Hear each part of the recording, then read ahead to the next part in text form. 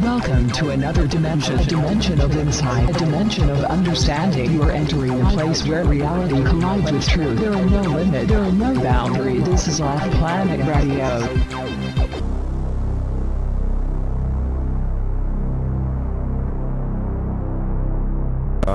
I'm sitting down for a conversation today with somebody who I consider now to be sort of a friend and a confidant. We are with Marit, who is in the land of Oz, Australia. And over the last 6 weeks or so, we've been communicating back and forth and exchanging information on specifically the X series by the Dark Journalist, which has been focusing a lot on pulling together all of the different streams of conspiracy, ufology, dark science, and what many people refer to, watch my fingers here, the secret space program. So, as you can tell, I'm a little skeptical about some of this, but what we're going to do is we're going to do what we're calling fact-checking Dark Journalists, the X series, specifically around the details of show number 3, I believe, which was about Pine Gap and the Blue Gemini Project. So with us from Australia, we welcome Marit. Welcome, my friend. Hello, Randy. Really glad to be with you. So I thank you so much for coming on and for sharing your information. So we've been talking for a while now, and you became very concerned upon seeing the episode of Dark Journalists, which was, I believe, X Series 3, Blue Gemini X, Pine Gap UFO base cover-up. And as you pointed out in your correspondence with me and as we communicated back and forth, you felt that some of the claims made, and they're actually made very early in that particular show,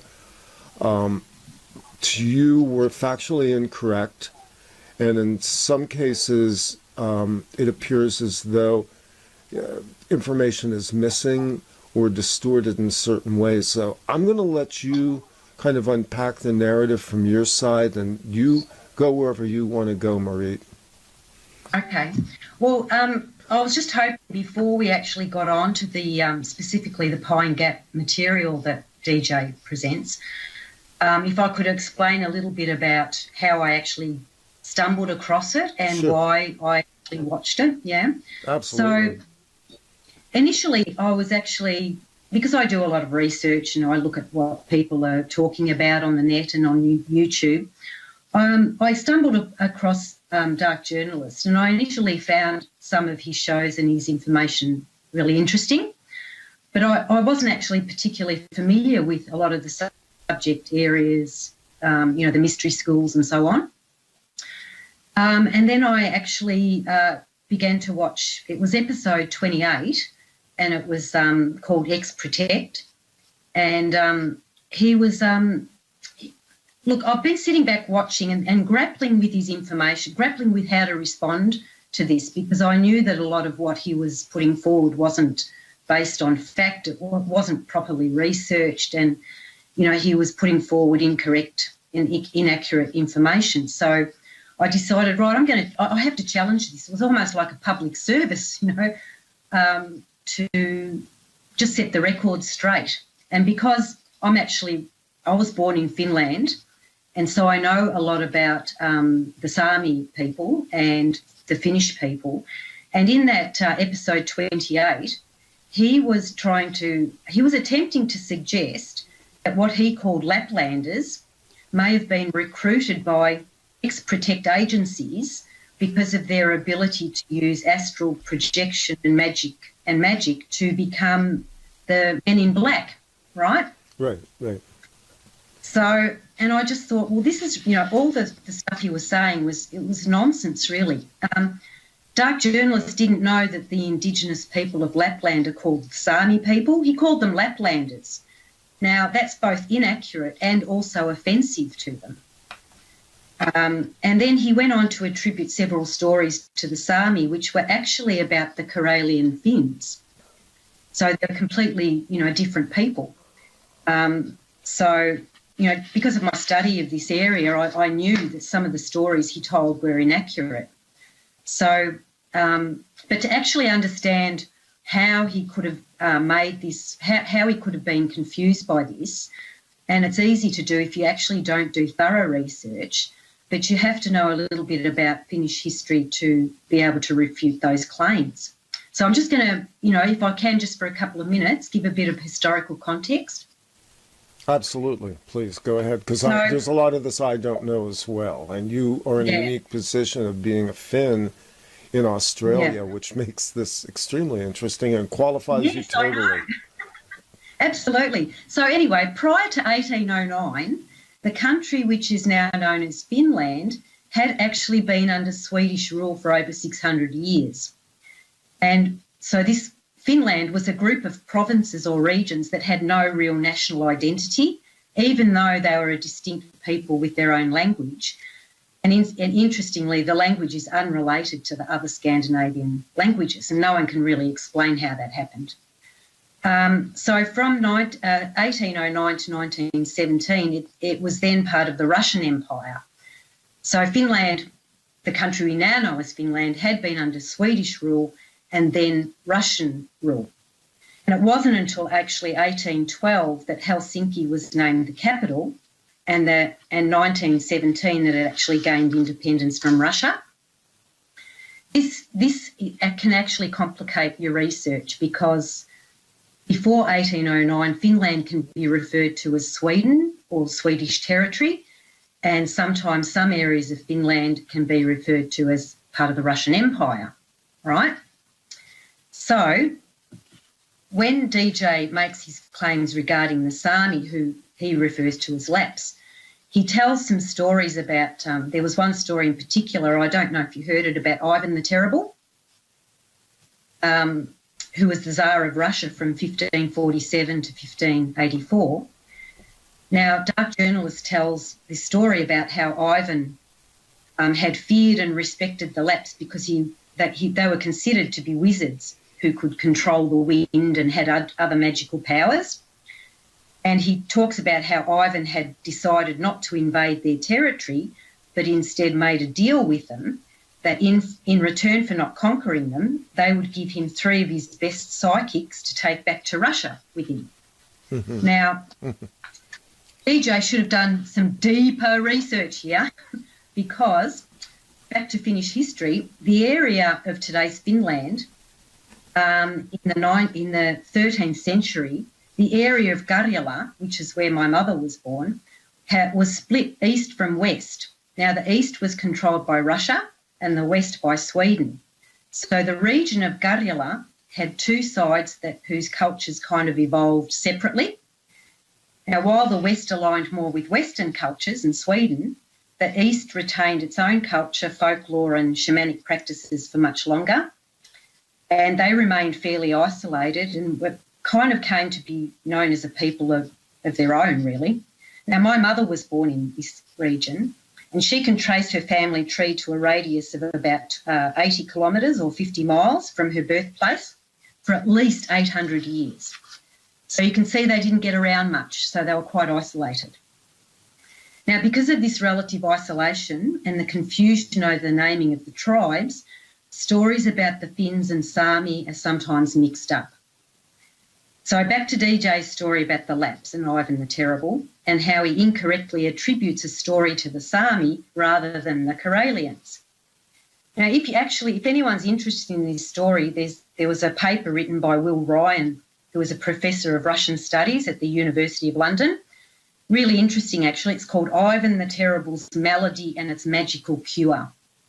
So the story goes that Ivan suffered from testicular hydrocele, which is a swelling of the scrotum, and he summoned some Karelian magicians to cure him.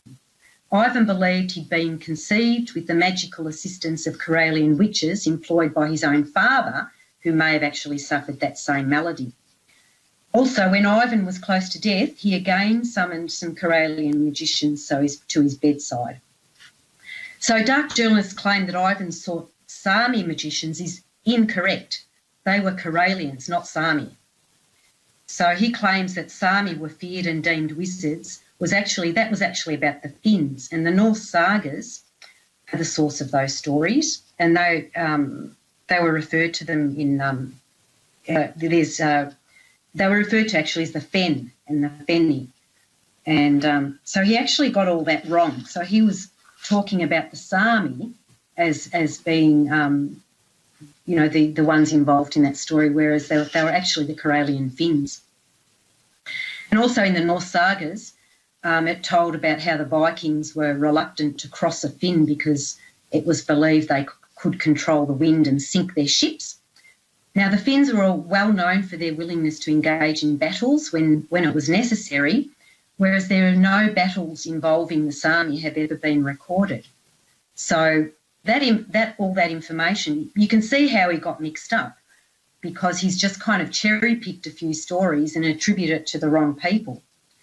And then he goes on to say, or to suggest that the Sami were then recruited by ex-protect intelligence agencies, whatever they are, to act as men in black via some kind of astral projection. So none of that really makes sense to me, because he's saying these stories are about the Sami and they were actually about the Karelian Finns, who are also known to have these, magical abilities that were used by Ivan the Terrible. So anyway, once I realised that he didn't know what he was talking about, I noticed that he had some show on Pine Gap specifically, and because I actually know a lot about Pine Gap, I actually lived in Alice Springs, which is only 11 miles by road from Pine Gap and much closer as the crow flies. I lived there in 1980 to 83 and again in 1996 to 97. I've still got close friends who've got a property that borders the Pine Gap facility, and I actually visit there frequently. Like I go there every 2 years or so and spend time with them there. Mm-hmm. So just to put it all into context of why I'm here, to dispel some of the nonsense that he puts forward. So, well, you certainly. You're the person. Like I said, you're a Finn. You're in Australia. You've lived at Alice Springs near Pine Gap, and you understand the culture and the history of the people that you came from. So, I mean, this is kind of a big deal because, factually speaking, there appears to be some confusion. So I have to ask you this. Did you ever provide him with information that maybe he could have updated that particular scenario? Not with regards to the Sami people. Okay. I did with some other material that I can talk about a bit later on as I go through my presentation here. Okay. Got back to me. But look, just before we get into the Pine Gap material, can I just preface this discussion? Yes. By saying that I have no intention of expressing any opinion about the reality of UFO re-engineering programs. I don't know about those, and I'm not claiming to know about everything that happens at Pine Gap. What I really want to do is just pass on my evidence, both anecdotal and verifiable factual evidence, which does actually challenge dark journalists' claims regarding Pine Gap and refutes the evidence he presents to support the claims. Right. And I think it's important that we say this. The reason we're correcting the record is because of the fact that this is being presented as factually researched information from a journalist. Over the last 2 years, I've had encounters with dark journalists. I have sent him queries inquiring about who he is and what his credentials are, because he has made statements about his background without providing any proof.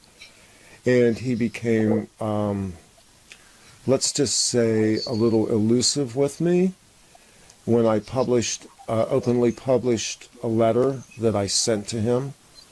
asking him for information, largely because at that time he had basically taken information that was posted from me by Bill Ryan at Project Avalon onto Avalon's website, which then springboarded the whole Corey Goode controversy. And as a result of that, I had an interest in what he was doing. I didn't object to it. I didn't have a problem with it. In fact, I would have welcomed a colleague.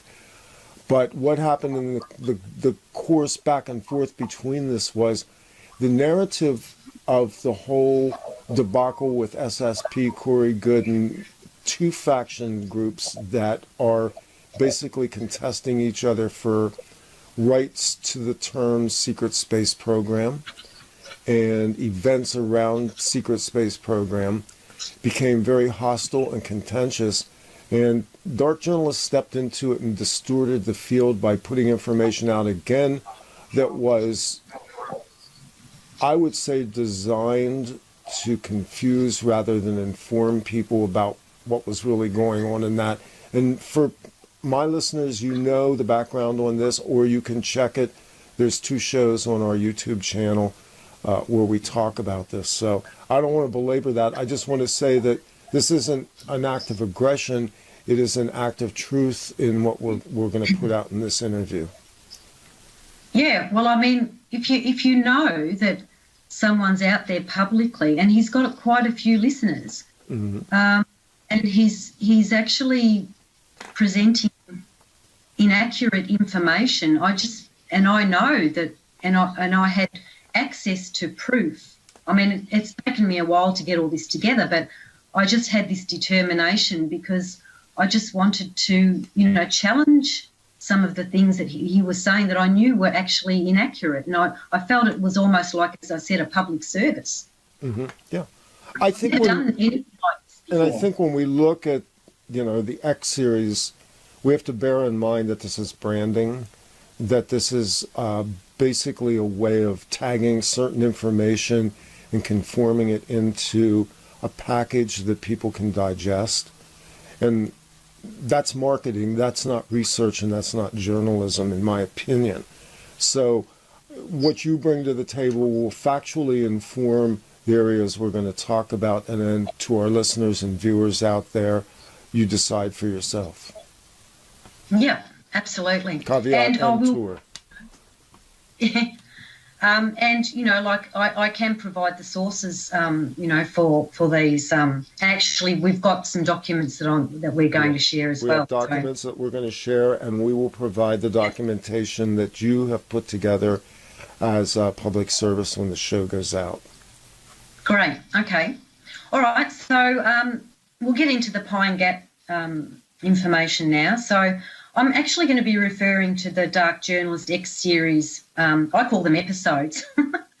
It's probably not the right name, but they kind of feel like episodes to me. And he briefly mentions some of this information in episodes 5 and 8, and also again his most recent number 34. He went through the same material, so his narrative hasn't changed. So anyway, so it was on this episode 3, Blue Gemini X Pine Gap UFO, it was called. Just to give you some background on Pine Gap. So as I said before, it's approximately 11 miles southwest of Alice Springs, and it was originally named the Joint Defence Space Research Facility when it opened in 1970. And then since 1988, it's been called the Joint Defence Facility Pine Gap. It's run by the CIA, NSA and NRO. Now, I had to look that up. It's the National Reconnaissance Office, apparently. So it's part of the NSA's Global Interception System, and it's a huge part of the Echelon and the Five Eyes network.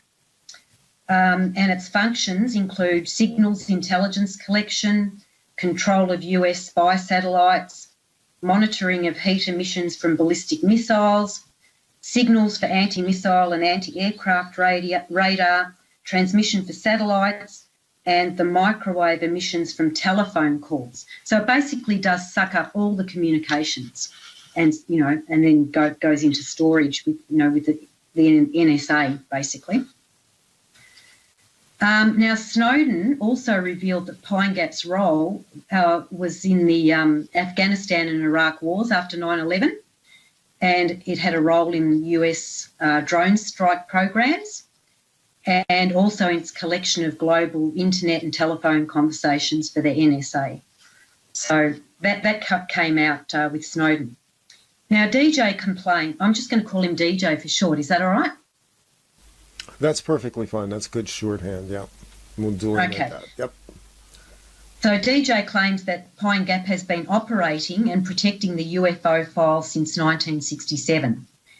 But it wasn't even built then, and it was only operational in 1970. Right? So he's got his dates all incorrect there. He also claims that it's used for re-engineering UFOs, and the area was chosen because they needed to find a remote place as an alternative to Area 51. Now, I don't know a lot about Area 51. I know, the basic, general narrative.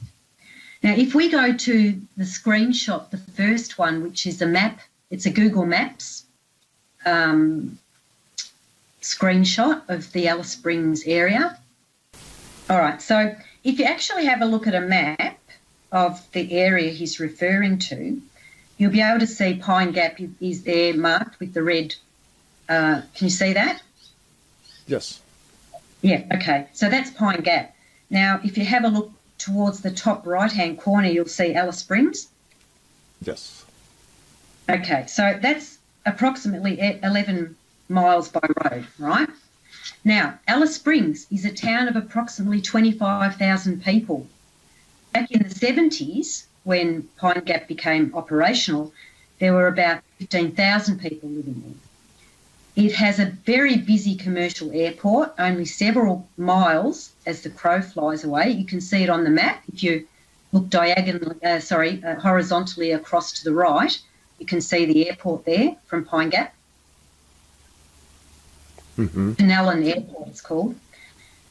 This is the 18th busiest airport in Australia and services approximately 700,000 passengers a year, operates scenic flights, charter flights, etc. Now, Pine Gap is easily seen from the air, okay? You're not permitted to fly directly over it, but you can see it from the air. It's that close to any aircraft, depending on which, direction you're coming, to land at Alice Springs Airport. Now, on the map, you can also see that it's close to some main roads that loop around Alice Springs, and it's actually only approximately 2 to 3 miles from the property that my close friends have owned for about 35 years. On the map, it's the White Gums area. So there's a main road if you go directly above Pine Gap, you'll see that there's an area called White Gums. That's okay. Now, that area, that's a main road, and it's got caravan parks, houses, properties. It's a busy area. It's, it's like the outer suburbs of a town, basically. And that's just several miles from Pine Gap.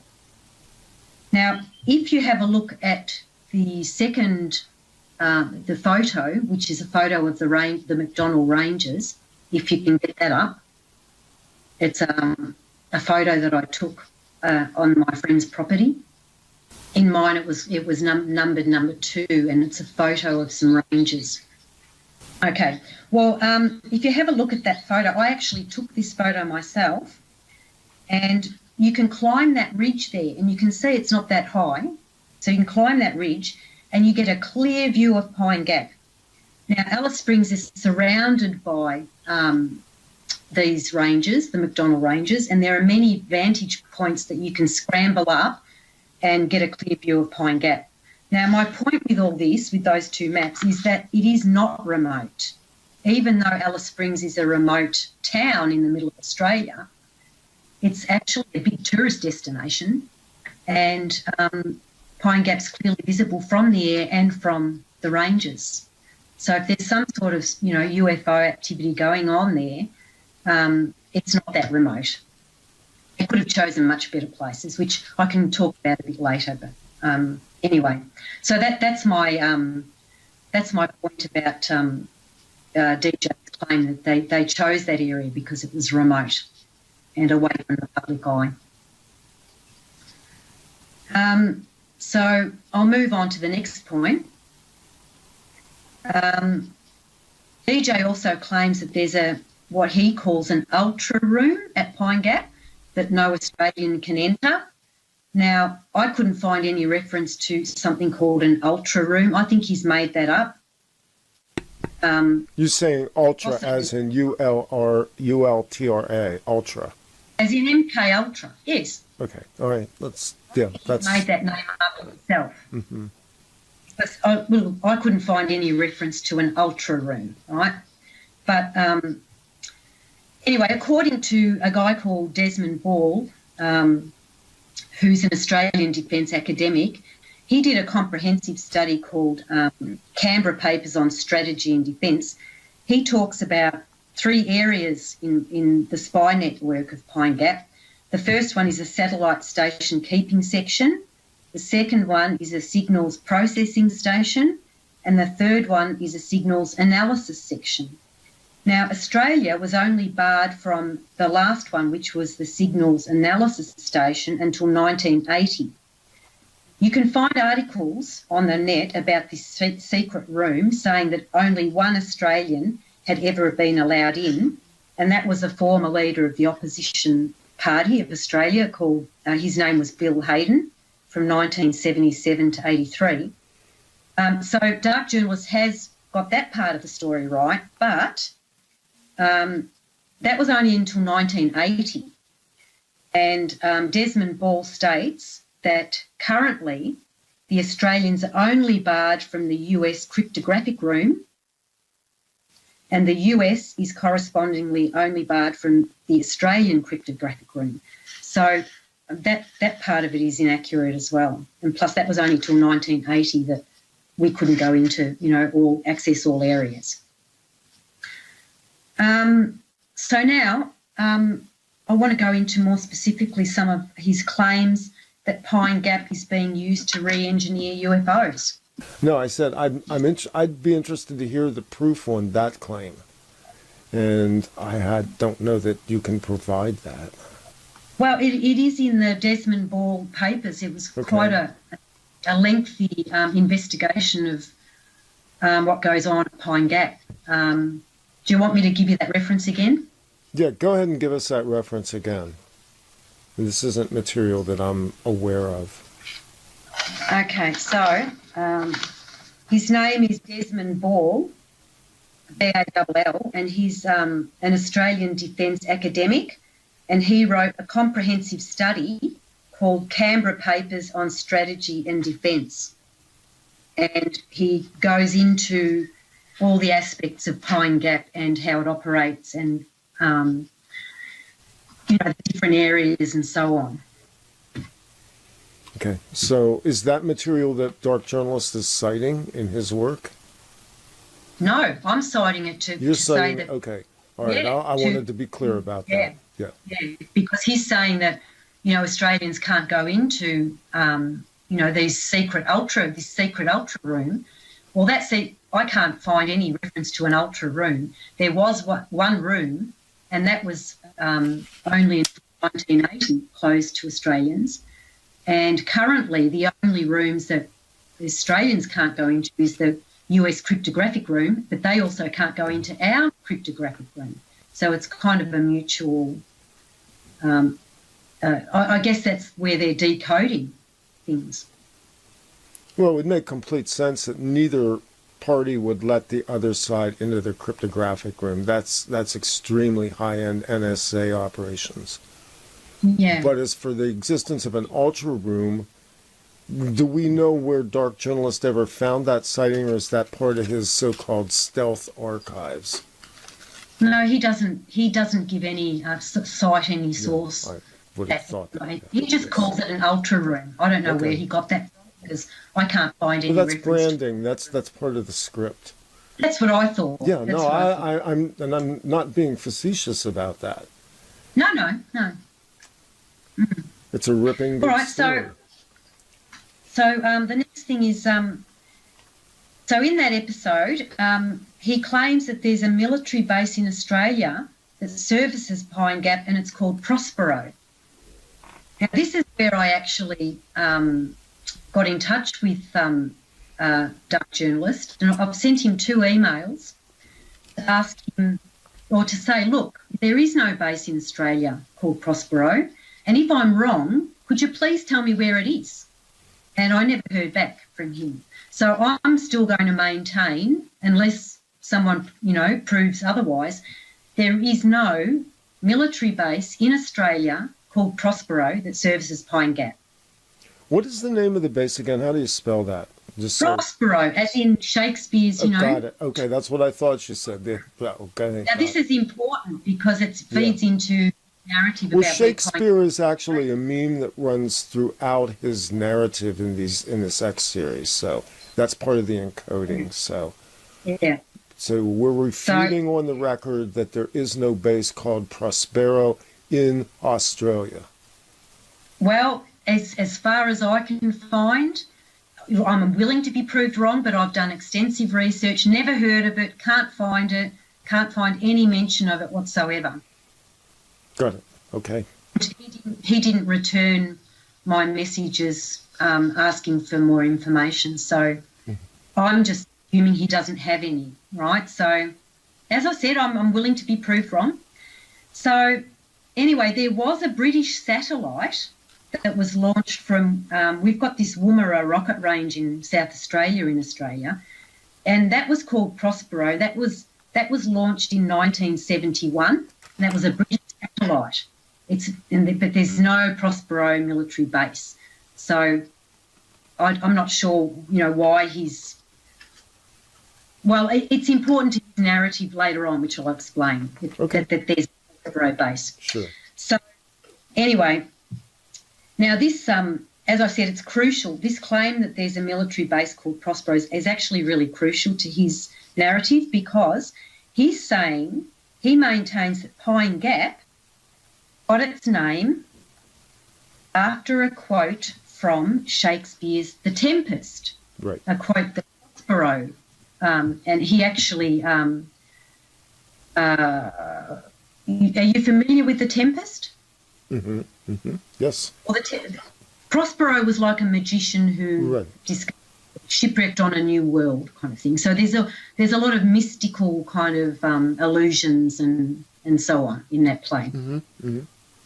So one of the main characters in the play is Prospero, and DJ quotes from the play, and I'm going to read you DJ's quote. It's just a short sentence. He says, this is from the actual play, and Prospero says this: "It was mine art when I arrived and heard thee that made me gape the pine and let me out." Now, he claims that reference to the pine and the word gape, which he then claims means gap, and Dark Journalist says this, and I quote, he says, "There is no question that the name Pine Gap comes from that quote." Right? Mm-hmm. Now, he goes on to claim that there's a naming system and that the Pine Gap is code for people who understand this imagery is coming straight out of Shakespeare. Right? Mm-hmm. Now, he goes on to link other quotes from the play to UFO phenomena, which I'm not going to go into here. I'm just going to stick to the Pine Gap stuff. So my challenge to DJ here is that Pine Gap was originally called Joint Defence Space Research Facility, and its first pen name amongst locals was the Space Base. Now, the area where Alice Springs is nestled in the McDonnell Ranges, which run generally kind of east to west on either side of the town. Now, if you look at document 3, it's a Google Earth satellite image of the area, and I've got that as number 3. I don't need them. So now, if you look at that satellite map, as you can see, there are gaps running all through the ranges in many places. Now, Alice Springs itself is accessed through Heavy Tree Gap and is surrounded by lots of other gaps. Like all around Alice Springs, you've got Simpsons Gap, Emily Gap, Jessie Gap, Honeymoon Gap, and it goes on. The name Pine Gap, and I know this for a fact and I can prove it, came from the native pine trees that were common in the area. The land on which the facility sits was originally part of the Temple Bar Station, of which Pine Gap and Temple Bar Gap are part of. Now, my close personal friends have lived on the adjoining property for over 35 years, and they also named their property after the native pine trees. Now, I've got another document here, which is the Pine Gap name, and I've got that down as number 4. And this was written by a Glenville Pike regarding the history of the Northern Territory Overland Telegraph.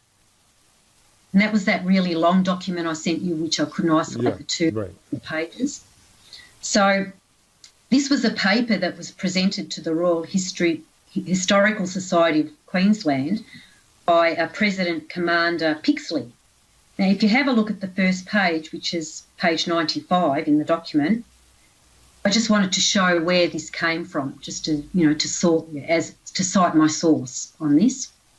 So it shows that it was a, historical society document.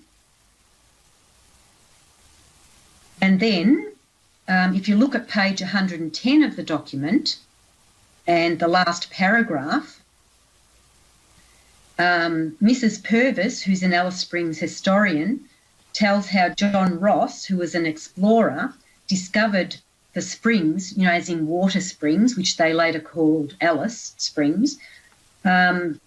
In 1871, this John Ross explorer found a track which passed through the Pine Gap and Temple Bar Gaps. Now, this reference was from an explorer, Alfred Giles's diary from the 1870s, and he subsequently wrote a book called Exploring in the 1870s. Now, that's where the quote comes from. So it's common knowledge amongst long-term residents of Alice Springs that Pine Gap was named after a gap in the ranges, and there you have a document showing that it had been referred to as Pine Gap since, pioneering times. Mm-hmm. So it was not called Pine Gap recently in 1960s or 70s after some line from Shakespeare's play. But you can see how he's feeding in the existence of this Prospero military base, and then saying that Pine Gap was a code name because it referred to this Shakespeare play about this mystical that it was all code basically. So those things, look, the Prospero base, in my mind, doesn't exist. And I know where Pine Gap got its name, and there's the proof there. Let me just interject something here, because we're talking, and I got a plane going over top of me here, so. The Pine Gap thing is a persistent mythology that has been in ufology for as long as I've been on the scene. And I've had a number of people that I've interviewed on my shows who have talked about, I will call them the mythology of Pine Gap, mostly by virtue of what goes on underneath Pine Gap and not on the top of the ground at Pine Gap, and even the existence of so-called internal elevator and even tramway systems that supposedly run into the Pine Gap facility through underground corridors. So Pine Gap itself may or may not be the official naming of the military anyway, but that's the popularized name for it. It's the name that most people recognize the facility from. So that's just to kind of inform the narrative from the standpoint of how Pine Gap plays into the conspiracy UFO scene. Yeah, and actually, a bit later, are you familiar with Stan Deo? I am, yes. Okay, well, I'm actually going to long way mention back him with Stan Deo, actually, yeah. Well, I'm going to mention him a bit later as well. Look, I don't pretend to know anything about what may go on underneath Pine Gap, but I do know that they didn't. It became operational in 1970, and they only decided on the site in late '66. they didn't start doing earthworks and so on until 67. So if there's an extensive network underneath, they've worked very quickly to get all that set up. But as I said, I'm not claiming to know anything about that. Right, and we're going to be very clear about that. We're going to stick with what's above the ground for this show. Absolutely. Yeah. Okay. All right, are we ready for the next bit? Absolutely. Free will. All right, so the next claim that DJ makes is that Pine Gap's a UFO hotspot, and he flashes all these pictures of what he calls UFO graffiti at a town called Wycliffe, which he says is, and I quote, right near Pine Gap. He claims that the town, he calls it a town, has UFO theme parks and resorts because the locals are so used to seeing these craft all the time. Okay, so here's my challenges.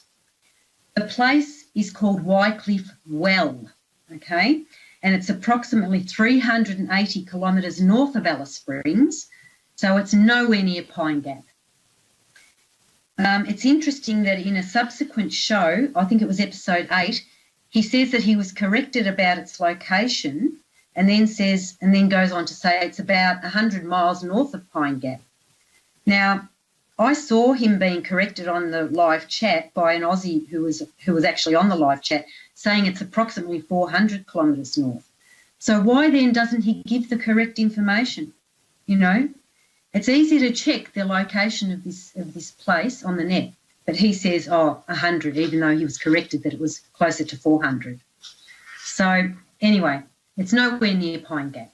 Secondly, it's not a town. It's a roadhouse with the caravan park and motel rooms.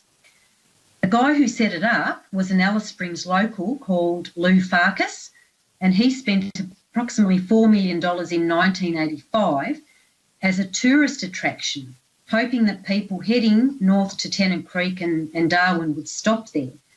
And so he spent all this money building an auditorium because he wanted to have performances there, a restaurant, and even a recreational lake that people could go fishing in or, have some kind of water sports. And he actually says, and he's been quoted as saying, it was a business decision to use a UFO alien theme to capitalise on a World War II story, which is completely unverified, about some servicemen who were staying at the well and purported to have recorded several accounts of UFO sightings in an old book. Now, this is all unverified, but this is like one of these, stories that get around. Now, if you have a look at my photo of, I've got it as number 5, but it's the little green man with the spaceship. Yeah, the little aliens. Mm-hmm. Yeah, now I took this photo myself years ago. Now, this is, if you look, I don't know if people can see, but there's an advertising sandwich board behind the little green man. It's clearly a tourist attraction. It says on the board, for all intergalactic flight bookings, please call, and then it's got a phone number. And this is kind of like it's got a spaceship and the little green man to get people to stop there, on all the way up to Darwin. Mm-hmm. Now, guy Farkas, Lou Farkas, he had souvenirs made for tourists, and he even had a book at the reception counter that encouraged tourists to write about their UFO encounters. Now, some of these encounters that people talk about on the net are taken from this book, right? So you've got tourists saying, oh, yeah, come and write your UFO encounter in this book. How credible are they? Anyway, so I've spent a lot of time in Alice Springs, and I've got, as I said, I've got friends on this property. Now, in all the time I've been there and that I lived there and have, contact there, I've only ever been aware myself of one reported sighting, and that was in 1996. I was living there at the time. And there was this big fuss being made because 2 nights in a row, a lot of locals saw these intense orange lights in the sky. Mm-hmm. And someone had this idea, and it was actually reported in the local news, so it made quite a stir. And there was one story that circulated that two US Pine Gap workers perpetrated a hoax. It was like a hoax, but then it was later discovered that there were several local boys and they were caught with orange garbage bags filled with helium, and that they'd sent them off as a hoax. Now, I was teaching at a local high school at the time, so I was kind of privy to this information. Mm-hmm. So that's the only reported legitimate, what I would consider legitimate sighting, and then it was found to be a hoax. So anyway, DJ's claims about Pine Gap being a UFO hotspot and the evidence he presents for that just doesn't hold up at all. White Cliff Well is nowhere near Alice Springs. It's a tourist attraction. And anyway, so, and as you can see from the maps, like it's too close to, Pine Gap's too close to 25,000 people, 700,000 people coming in, aeroplanes, charter flights, hot air balloon flights, it's not going to be secret for long. So, yeah. Yeah, it's not as remote as we're led to believe it is.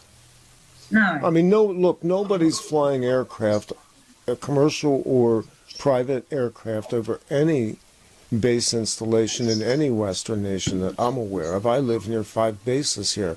The flight patterns around where I live are marvelously designed to keep planes from ever going over any of these installations. So that in itself is not unusual. And the distances that you've quoted so far don't really make Pine Gap all that remote relative to some of the bases that we do have here in the U.S., which, in some cases are hundreds of miles out in the middle of the desert. This is relatively an accessible area. Absolutely. Yep. And as I said, most people, depending on your flight path and which direction you're coming from, it's very easy to see Pine Gap from the air. You're not permitted to fly directly over it, but I don't know exactly how many kilometres is the exclusion, the no-fly zone, but it's not that extensive. Right. Well, from the sky, I mean, it's a bird's eye view of everything. So. Absolutely. Yeah. So I'm going to move on now to the next claim that he makes.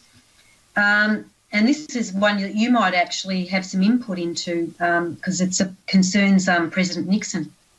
Mm-hmm. So DJ claims that President Nixon was behind the establishment of Pine Gap and that the facility has been doing secret work for Nixon since 1966.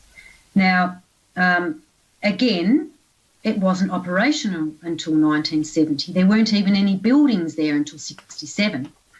And he claims this because apparently Nixon had access or had ownership of this blue book, which I kind of know is reported to be, apparently it's a list of, credible UFO sightings that presidents have access to or something. Do you know about that?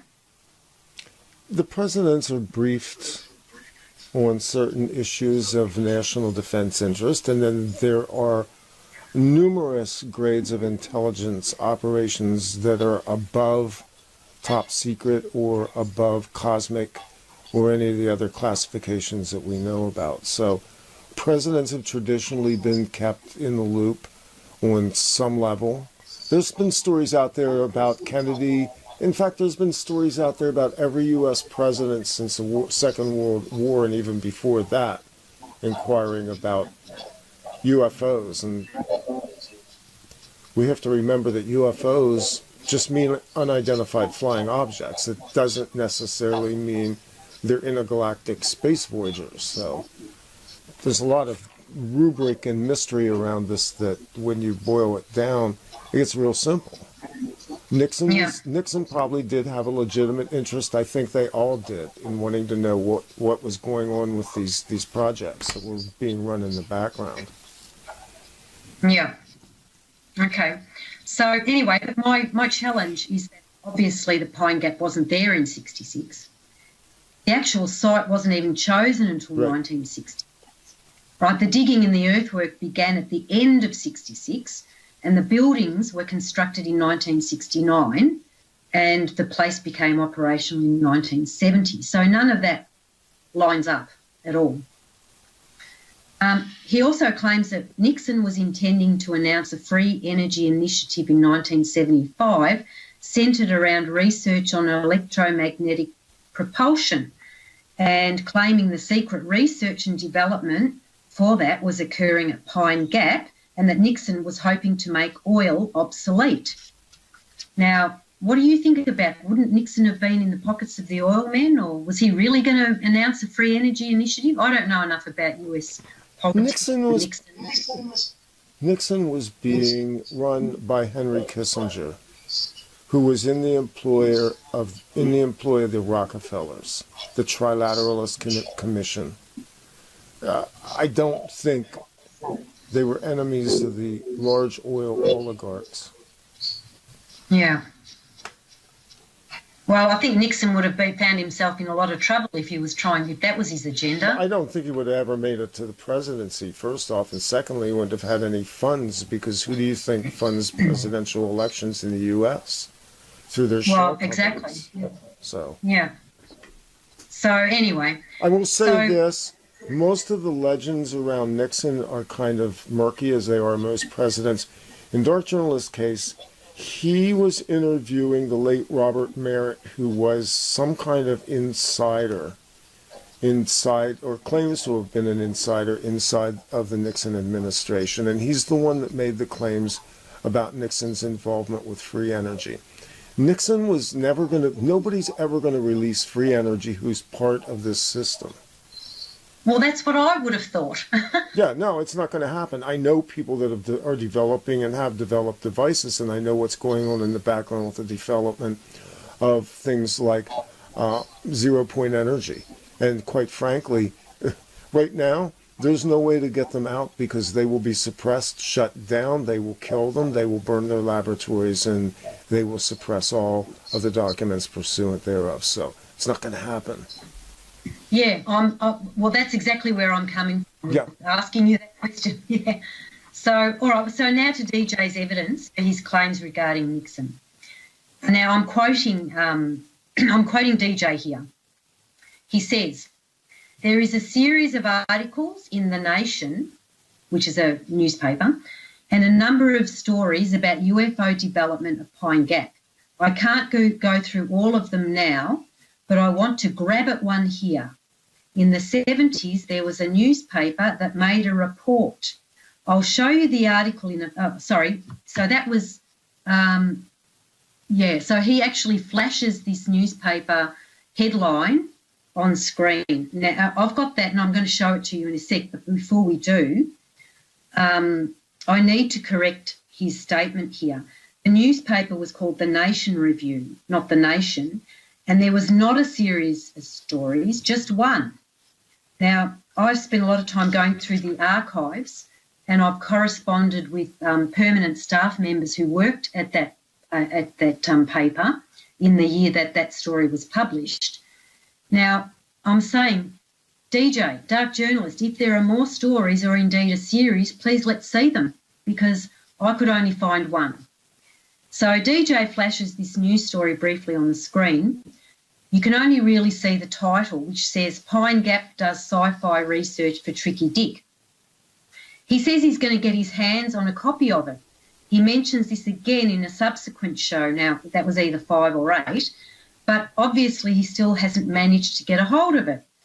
I've got a hold of it fairly easily, okay, and that's number 6, Tricky Dick. So if we can have a look at that. Yes, and that's I'm looking at it right now. The viewers will see all of this stuff as well. Right. So this is the only evidence that he has. Now, this looks like a very credible journalistic endeavor to me. Well, this is going to be my point. This is a very, very funny story. It is a funny story. I thought this was wonderfully amusing. So, now, you need to know a little bit about The Nation Review. The Nation Review was a weekly paper. It was a Sunday paper that ran from 1972 to 1981. It was independently funded by, I think he was a billionaire, maybe in those days he was a millionaire, called Gordon Barton. Now, apparently the funding was really minimal, so they were constantly under pressure to come up with enough material to fill the paper. Now, all this information I'm getting from people who are actually there, the full-time journalists that work there. It was actually a satirical Sunday paper, and its role was to provide mocking political commentary, offbeat cartoons and reviews. Now, Peter Manning, who was the editor in 1977, describes the paper as an irreverent publication that was self-referencing satire and a bottom feeder, right? Now, one of its few permanent staff members, a guy who's very famous in Australia as a journalist and political commentator, whose name's Mungo McCallum, he actually wrote, and I'm quoting here, "The paper became a larrikin." Are you familiar with the term larrikin, or is that jingoistic Australian? Larrikin? Larrikin means like really badly behaved and someone who flouts convention. Mm-hmm. Yeah, this is the equivalent to what we at one time had in the United States called the Lampoon, and it was maybe something like that. Yeah, Yeah. and it was basically a satirical publication that got its name on a couple of movies with Chevy Chase as well. But Right. You wouldn't confuse it with an authoritative source of information. No, definitely not. But I enjoyed this article, by the way. This was a ripping good read. So anyway, Mungo McCallum, who was there for the entire, he was there when this paper started up, and he was one of the main journalists there. So he and I'm quoting from him. It says, "It became a larrikin and scurrilous vehicle for iconoclasm and was based around a small group of writers who drank a lot and had a desire to see how far they could push journalism's boundaries. Visitors to the office would stumble through a minefield of empty bottles and a maze of marijuana fumes and find reporters concocting fictitious bylines for exposés submitted by disgruntled reporters." Now, this is a guy who was, one of the main journalists there. You can find that quote quite easily on the net, actually.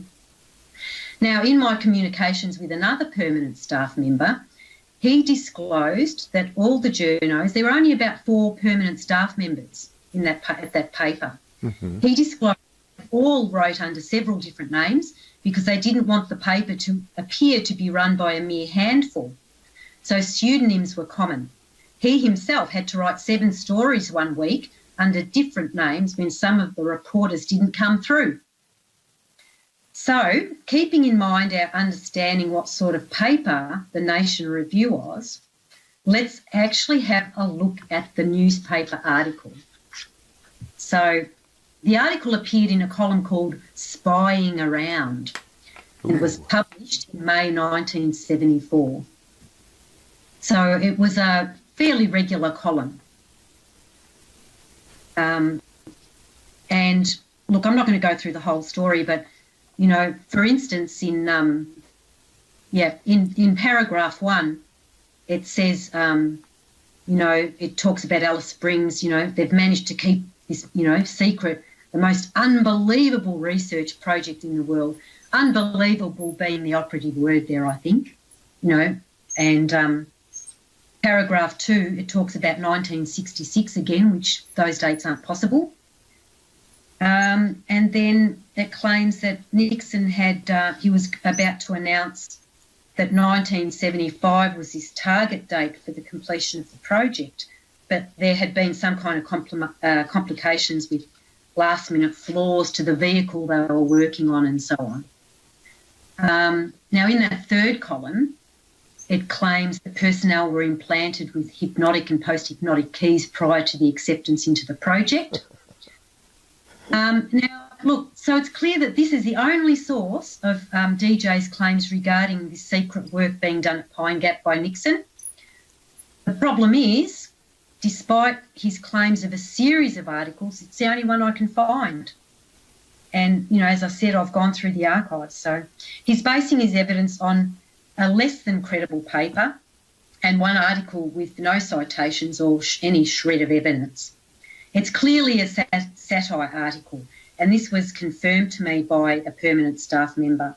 When I asked him about it, he said, "Oh, what nonsense. No one at the Nation Review would, they all thought UFO phenomena was nonsense and that the article was clearly a fabrication meant as satire." So that was coming from the horse's mouth. If you have a look at one of the other stories in that Spying Around column, did you read the one about the job ad for spies in Sydney? I saw that, yeah. And again, the viewers are and going he to see knows this. It's true because a ferret friend told him so. I mean, it's clearly, Reliable man for office cleaning. Well, that's military Yeah. code. That's all code. Ring 956898 after 3 p.m., of course, because all spooks work after 3.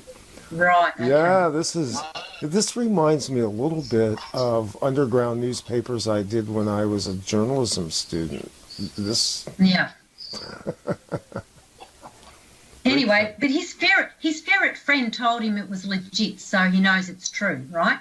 Right. Yeah. Now, ferret actually was the nickname of the Nation Review paper because it was like a ferret, like nosy and, Mm-hmm. Yep. Yeah, that's the thing. So, and also right at the end of the article, he says, "Unbelievable, isn't it? When it's confirmed, just remember that Martin told you." All right. Now I'm going to go into who William H. Martin was, the guy who actually ran this column. But also look at the bottom right. It says contributions to this column are welcome. Right. Obviously, they were short of ideas and material, which is what was confirmed to me by Mungo McCallum. They were constantly under pressure to come up with stories. So, okay, if we look at who was William H. Martin, who is the quoted author for this article. Now, this was actually a pseudonym, one of the pseudonyms that they used, and it was chosen specifically for the Spying Around column because if you look William H. Martin up, he was actually an NSA cryptologist who defected to the Soviet Union in 1960, right? So that's a pseudonym. And that was like an inside joke, because they were using the name of an actual Soviet spy. Now, I did a lot of digging on this, who wrote this article, and I discovered that the author of the column was most likely the editor and reporter of the column.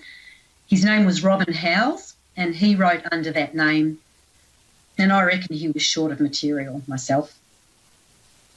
Now, this is where I wanted to mention Stan Deyo, actually, because while I was digging around into this William H. Martin and this Nixon story, I found that there are several other UFO researchers who use this same article, this Tricky Dick article, as their only proof regarding the Pine Gap Nixon UFO narrative. Now, Stan Deyo, I looked at his book, The Cosmic Conspiracy, The Index, and he talks about Pine Gap in Chapter 1, but this is the only evidence he cites for his story about Pine Gap. So I found that interesting. And the other one was a guy called Bill Chalker, and he wrote The Oz Files, the Australian UFO story. Now, both Bill Chalker and Stan Deyo, they both worked out that the name William H. Martin was a fake name, but they nevertheless accepted the story that was being put forward, or that article was credible, and they go on to quote that article as being proof. So Now, all of this stuff. So Stan Deyo also used this same article as the basis for his Pine Gap scenario. he did, yes. Okay. That In would his actually book- make a great deal of sense. I don't want to be unkind. Well, maybe I do. Anyway, I'll just say this. Stan Deyo is an interesting character. He's actually known for a lot of his work in the Christian publishing as well. and he is a proponent of the Christian rapture doctrine. He's written about, kind of wild stuff for a long time, but he's not real famous for documenting much of anything. So, well, look, I haven't extensively looked him up, but I looked up everything I could find about Stan Deyo with references to Pine Gap, and that's basically in chapter 1 of his book, which I went through, that book, Cosmic Conspiracy. That is the only evidence he puts forward, credible evidence, supposedly credible evidence to support that story. So this Tricky Dick article got around, but no one realised it was a satire article. Or maybe they did and they just, just didn't tell us about it. we don't have a modern equivalent of the National Lampoon anymore because people don't read anymore, but these kind of publications were popular in the 60s, 70s, and even into the 80s. The internet basically killed literacy, so nobody even reads satire anymore. But that's what this basically is, it's satire. Absolutely. And that was confirmed to me by these two permanent staff members. So, but anyway, look, Dark Journalist, he actually realises that William H. Martin is a pseudonym, but he refers to him and tells us that he was an aviation person. Now, obviously, that suits his narrative better because aviation goes with the UFO stuff.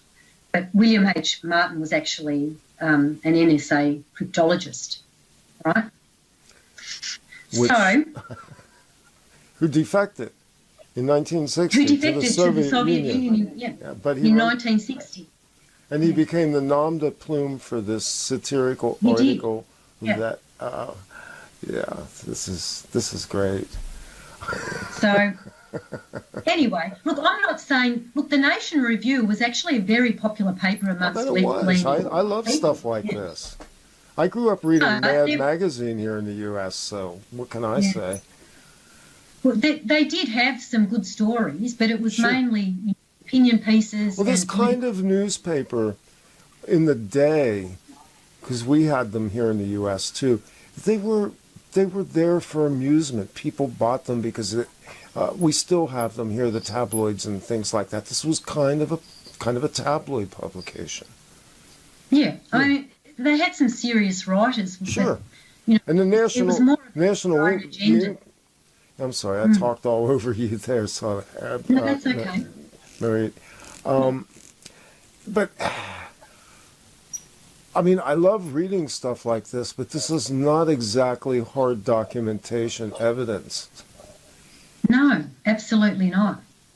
So anyway, just to sum up this section, it's clearly a satire article from a satirical Sunday paper, and it is the only evidence presented by Dark Journalist to support his claims regarding that Nixon Pine Gap UFO narrative. So, and I reckon it's no wonder he never gets his hands on a copy of that article to show the audience, because, he just really flashes it up on screen. But if you had a closer look at it, you'd be asking that's questions. actually a friend of mine and I both made the same comment. That's been largely, those documents are flipped in front of you for a brief second. And it really isn't an effective way to communicate documents. So for our purposes on this show tonight, we're going to try and show you everything that Marita's discussing, and we'll give you full frontal view of it in screen, and we'll also upload this as a PDF or something so that you can even look at it. How's that? That'd be great. Yeah, that works. So maybe we can stop and review, take a breath for a minute, and just what have we discounted so far about the narrative of this presentation of the X Series 3 Blue Gemini X Pine Gap UFO-based cover-up? Well, firstly, his claims that that area where Pine Gap was chosen because of its remoteness. Well, I think I've demonstrated it's really not that remote. And he's got his dates all wrong as well. Secondly, where Pine Gap got its name, and the fact that he's claiming that there's a Prospero military base, which feeds into the Pine Gap naming, coding system that goes back to Shakespeare's Tempest. And now I think this is something he's going to pick up more on, because he was talking about other references in another show to. Are you familiar with the novel A Wrinkle in Time? Yes, absolutely. Yeah. Well, he talks a lot about that, and now I remember the name of the woman who wrote that. It was a French name, I think. He was claiming that she was connected to some mystery schools, and she was giving clues about Pine Gap in that as well. So it was too much of a rabbit hole to go down for me. Well, A Wrinkle in Time's been a popular book, but this is again, remember that the core fundamental of this series that he's putting out has to do with what he calls steganography, or the X-steganography, which means data encoded. Steganography, strictly speaking, is code that's embedded into an image, an online image such as a JPEG. Yeah. And so he's applied that metaphor to this as a way to embed coding, which he will then, this is interpretive is what he's doing. It's hugely interpretive, because most of the meanings behind things that are embedded in these works of literature, and especially Shakespeare, are interpretive. Yeah, and look, I don't know anything about The Wrinkle in Time and the allusions that he's making there to Pine Gap, but I do know the Tempest, and I do know where Pine Gap got its name. So, from my perspective, the two areas that I know about, that I've listened to him talk about, none of it's credible. So I'm wondering, what about all the other 30 whatever shows, Like, how credible are, the claims he's making in his other shows, Well, I think we have to go there for a second and say that if we're going to present research as a journalist, our major premise has to be able to stand up consistently throughout a series. So when we begin to take apart the premise of this particular show, we're also untangling the major premise in a series.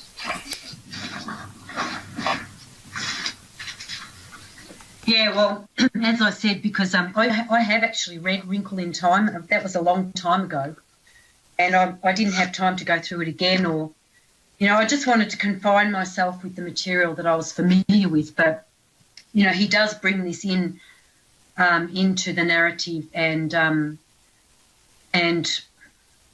I suspect that it's just as speculative as his stuff on Pine Gap, really.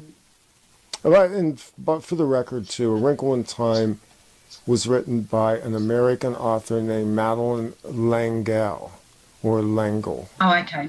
So, right, yeah. French name, American, in 1962. So this book's been around for decades. Yeah, but there's something. It's about a physicist who's moving around in different timelines or something. So, yeah, I can't really talk to that. Okay. All right. So I'm letting you do the narration, and I'm just sort of the color commentary guy. So. Yeah, sure, that's fine. So the next claim that DJ makes about Pine Gap concerns our Prime Minister, who was Prime Minister from 1966 to 1967. Now, his name was Harold Holt.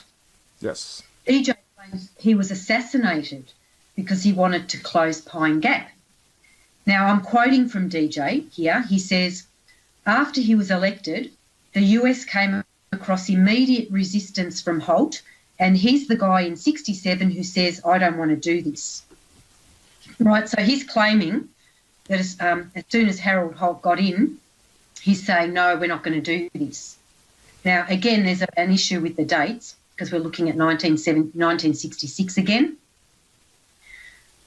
So my challenge is I have to go into a little bit of information about Holt here, but he was the leader of a Conservative Party. Now, your President Johnson came to visit Australia in 1966 because he wanted to bolster Holt's election chances. Now, Holt won that election, and that same year, in December 1966, only just a few months after the election, he signed the treaty for the Joint Defence Research Facility with President Johnson, which would become Pine Gap. So they made that agreement together at the end of 66. Now, they became close personal friends, Johnson and Holt, and there's lots of photos of them socialising. Interestingly, Holt's wife, Zara, she continued to visit Johnson at his Texas ranch even after her husband's disappearance. So they obviously became good friends. Mm-hmm. Now, Holt visited Johnson in the States, and on his return, Holt escalated Australia's involvement in the Vietnam War. And he announced to the Australian public that we are all the way with LBJ. Now, some politicians in Australia, they were concerned about having US military bases on Australian soil, but Holt assured the public that no weapons would ever be fired from them and that they wouldn't make our country a target. So Holt was all in favour of this, right? So he was definitely not against US military bases in Australia, including Pine Gap. So, to Holt's disappearance. Now, Holt was a keen swimmer and he was a spear fisherman. And he disappeared while swimming in heavy seas at a beach near his holiday home close to Melbourne, and his body was never found. Now, yes, his disappearance did seem very suspicious, and there were lots and lots of conspiracy theories about what happened to him, but not one of those was about Pine Gap. Pine Gap wasn't even built then yet. They only signed the treaty in December 66. Say that again. Pine Gap wasn't even built. Wasn't even built then, no. So they only signed the treaty, the agreement, in December 1966, and that's when they started looking for a potential site that would be suitable, right? Okay. So now I just wanted to quickly run through a few of the conspiracy theories about Holt's death. Now, one popular one that he'd been a spy for China since the early 1930s, and he feared detection by the Australian intelligence officers. So he sought political asylum and was picked up by a Chinese mini sub that was waiting for him off the beach. Now that's the one there. You've got the Holt China, that's number 7. So that was a big conspiracy theory going around that was reported in the newspaper. I bet you he went to that secret base in Antarctica. I bet you that's where he's at. This is going to go to Antarctica. I know it. Is it? Okay. I don't have anything on Antarctica in this. Anyway, continue. No, I needed to inject some levity there. No, that's all right. Look, that was it didn't have the source on that, but that was actually in the Age newspaper, which is a major Melbourne newspaper. And Michelle Grattan, who wrote that, she's a very well-respected journalist in Australia. So that was one of the theories. Another conspiracy theory was that he was about to challenge the US oil barons by announcing that Australia was going to establish a nuclear industry and that we were going to be the new Saudi Arabia of atomic energy. And there's a couple of, it's actually 2 documents, but one's it's a continuation of the same article. So you've got, they were numbered 8 and 9 on mine. So, so the story goes, this conspiracy theory goes that he was about to announce a nuclear power station was going to be built at a place called Jervis Bay, New South Wales. So now that, interestingly, that those newspaper articles were this took me a lot of time to work out because there were no sources on this, and they were actually published in a paper called The Nation. Now, which is what Dark Journalist was confused about with The Nation and The Nation Review. But, so this was a fortnightly paper, and it was an official newspaper of one of the branches, the state Queensland state branch of the Australia's One Nation political party, which was a nationalist right-wing populist party. It's still running today. So again, it's a newspaper with a particular agenda and particular following. Now, the interesting thing about this is that the author, Carl D. Thompson, he was actually the former editor and publisher of this paper, and he was eventually sacked and disgraced in 2006 after publishing some anti-Semitic material that was declared actually or found unlawful in the Federal Court of Australia under our Racial Discrimination Act. Now, a newspaper representative apologised on his behalf and the paper was shut down. So there were all these conspiracy theories about this.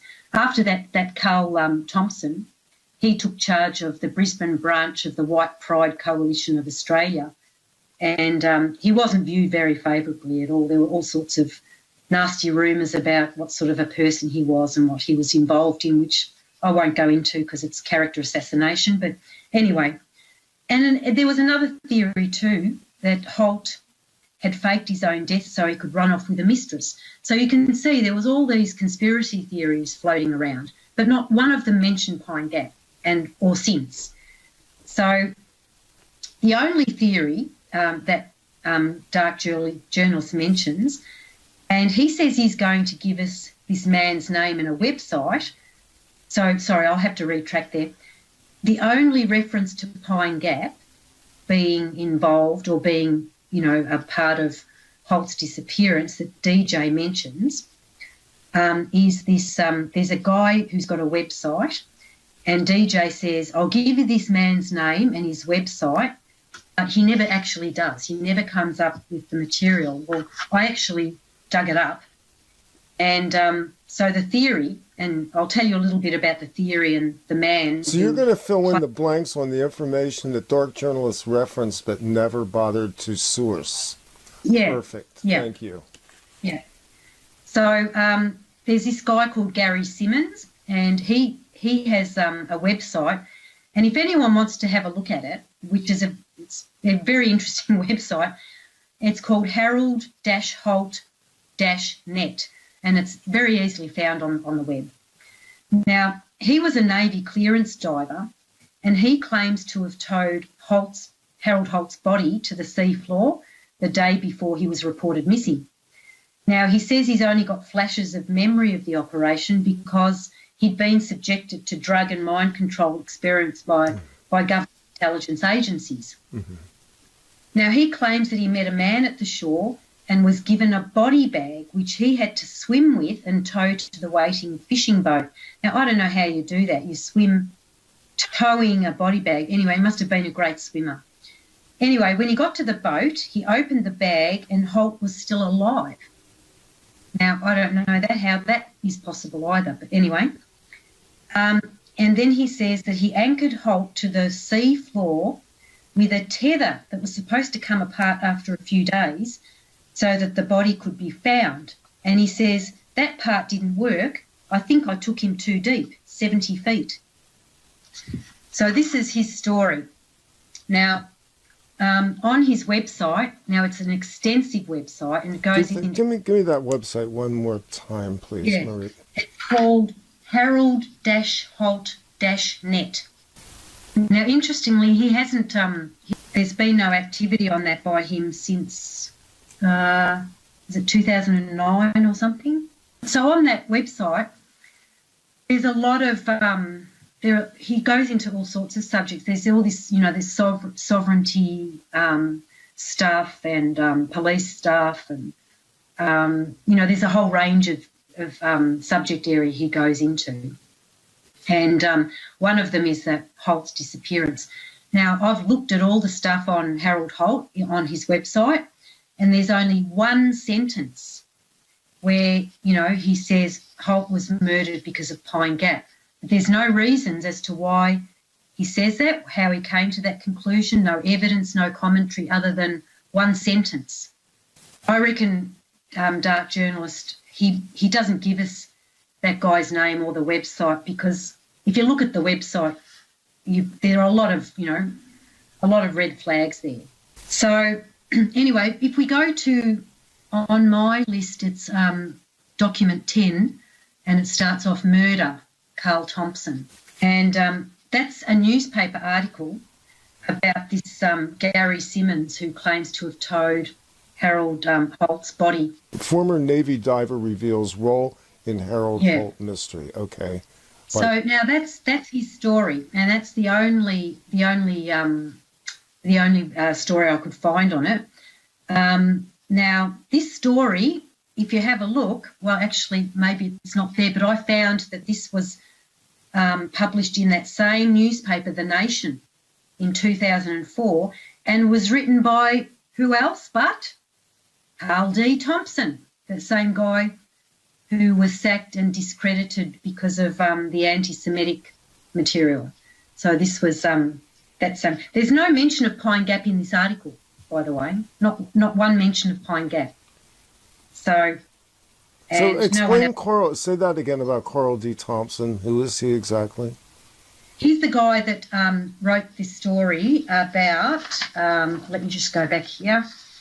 In the Nation newspaper about the conspiracy theories about the big oil murdering, assassinating Holt because of his wanting to start a nuclear energy industry. Got it. Okay, so this is the same guy. This is the only so-called journalist who entertained this story by this Navy diver, right? Now, this Navy diver whose name's Gary Simmons, who has this website, which is, the one that I said that was interesting to have a look at. There's one sentence there in all the material on Harold Holt and this story that even mentions Pine Gap. And that's it, basically. Basically, there is no evidence whatsoever or any references linking Holt's disappearance to Pine Gap apart from one sentence on this man's website, right? Now, and Gary Simmons' story is told by only one disreputable journalist and published in one disreputable newspaper. So, and there's no evidence of Holt wanting to change his mind about having US military bases in Australia, only 1 year after he signed the treaty with with Johnson, President Johnson. So DJ's claims that Holt was assassinated because of Pine Gap, not credible at all. Got it. Yep. Right. So, and I've got one other area that I want to talk about. It's kind of like turning into a lecture, but there's so much background information. This is the nature of Dark Journalist's narrative, that he cherry picks all these really obscure references to things and then puts them together in what to the uninitiated or.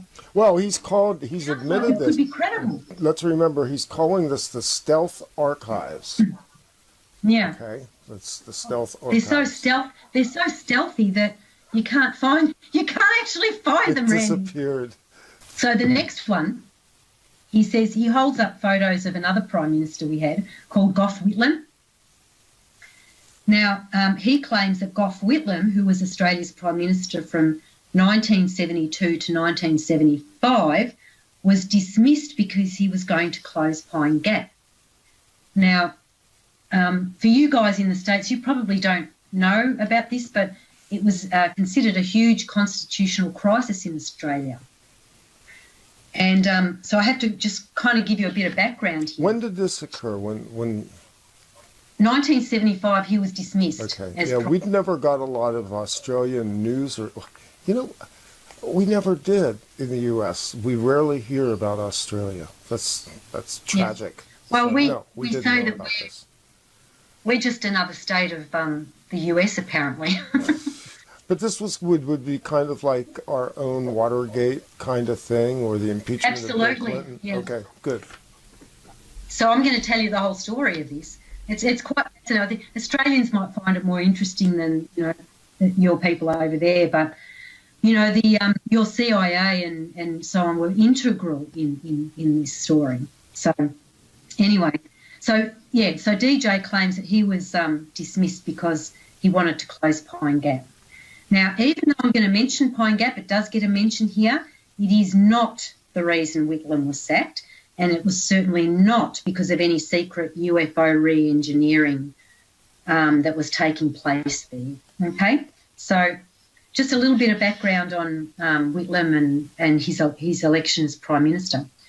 Now, when he was elected in 1972, we had 23 years of Conservative government, and this was a time when there was, change was in the air. People wanted change. Now, Rupert Murdoch, you know who he is, right? Yes, absolutely.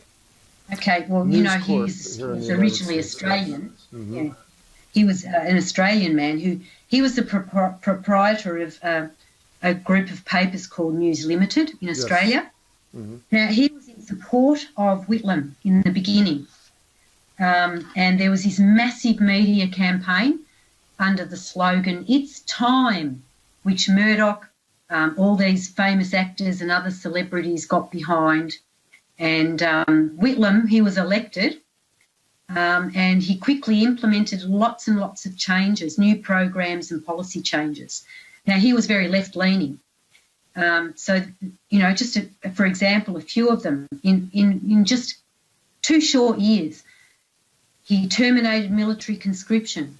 He introduced universal health care, free university education, legal aid programs, recognised Aboriginal land claims, opposed nuclear weapons testing in the Pacific, withdrew our troops from Vietnam, introduced no-fault divorce, abolished the death penalty, granted independence to Papua New Guinea, opened equal pay case and appointed a woman to the commission, eliminated sales. You had a prime minister that did all this and lived? Wow. Yes. He eliminated the sales tax on the contraceptive pill. He gave major grants to the arts and voted in favour of sanctions on South Africa for the apartheid policies. Now, this is only a part of what he did in 2 short years, right? Now, another contentious thing was that he wanted to, what he called, buy back the farm. He believed that foreign powers shouldn't control our country's resources and dictate economic and foreign policies. Now, at that time, the biggest owner of Australian resources was the Anglo-Dutch Ora, which is now known as Rio Tinto, along with other British interests. Yes, of course. Now, okay, so in 1973, he commissioned the Fitzgerald Review, which discovered extraordinary degrees of foreign ownership and expatriation of profits from Australia.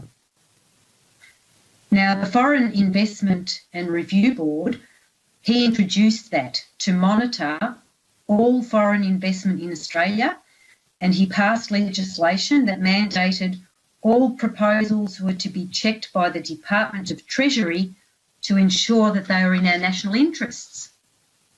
So you can see that in just several years, the Whitlam government made a lot of changes, and a lot of them threatened foreign countries and corporations with interests in Australia, right? Yeah, that's very threatening to the power structures. I'm in awe of somebody that could have done that. Yeah. So while Whitlam was pursuing this leftist course, we come back to Murdoch here now. Yeah. Murdoch had actually gone to live in New York at this time, and he was expanding his empire. And he was being courted by the Republicans as he expanded his business in the United States, and he started veering to the right politically. Well, this is Fox News in the U.S., Rupert Murdoch. Yeah.